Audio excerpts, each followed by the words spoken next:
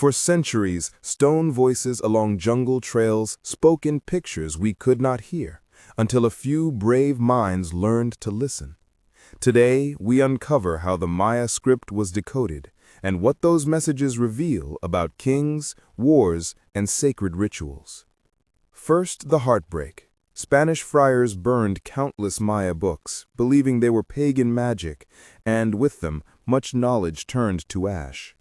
Only a few survived: the Dresden, Madrid, and Paris codices, enigmatic pages of gods, numbers, and celestial cycles that baffled scholars for generations.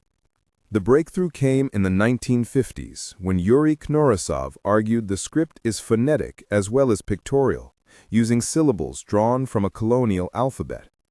He showed words like kakaka, cacao, could be written with syllable signs and logograms working together. Then Tatiana Proskuryakov noticed inscriptions marked births, accessions, wars, and deaths, historical records, not just myths, confirming the voices were royal and real. So what is Maya writing? It is a logosyllabic system, part logograms for whole words, part syllabic signs for sounds. It layers meaning. A logogram might carry a concept, while small syllables nearby add pronunciation hints or grammar. This flexibility lets scribes play with puns, titles, and poetic balance. In short, it is art and language woven together. How do you read it? Imagine a rectangle of glyphs paired into blocks. You take the top left block, then the one to its right, then drop down a row, left to right, top to bottom, in pairs. Within each block, you trace from upper left to lower right, like turning a tiny page. Once you learn this dance, the wall begins to speak. Names are especially satisfying. Take Kanichchanab Pakal of Palenque, radiant sun shield. His name uses a sun-faced logogram for Kanich, then syllables to spell out Pakal, sometimes with a la as a phonetic complement to confirm the final sound. These spelling choices are like signatures, personal and political at once. And what do the texts tell us?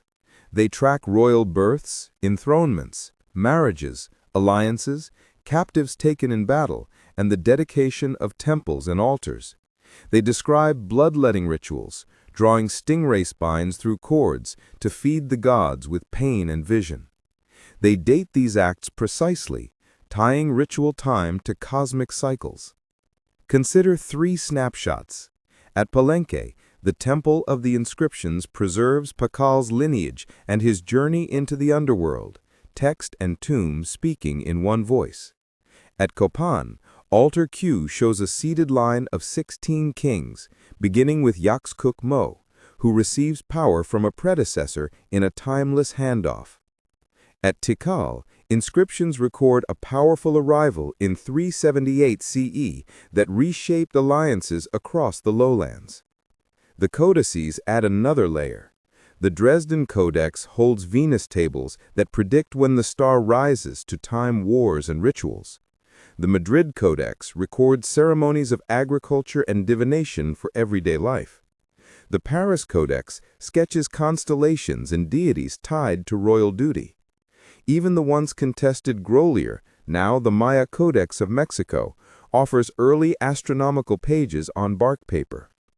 If you want to try reading, start with dates. Maya scribes combined the sacred 260-day Tzolk'in, the 365-day Hab, and the long count, a tally from a mythic beginning.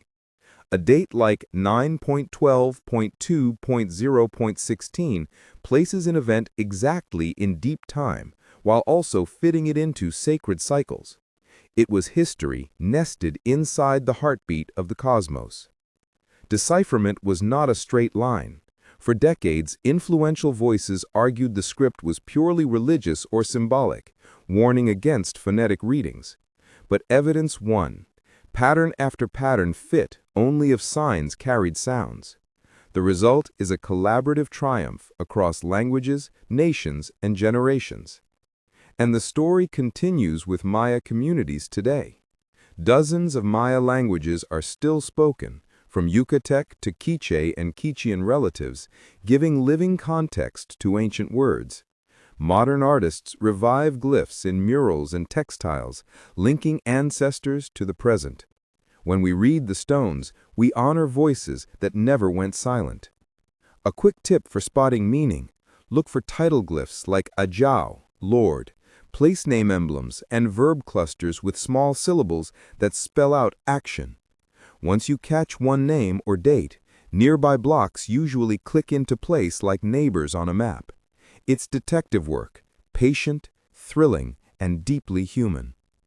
The Maya did not vanish. Their descendants, languages, and ceremonies endure. What changed is our ability to meet their ancestors on their own terms, sound by sound, sign by sign. Every new reading restores a fragment of memory to the people who carved it. If this journey into the lost code sparked your curiosity, subscribe for more ancient stories, drop a like to help others find this, and I'll see you in the next chapter.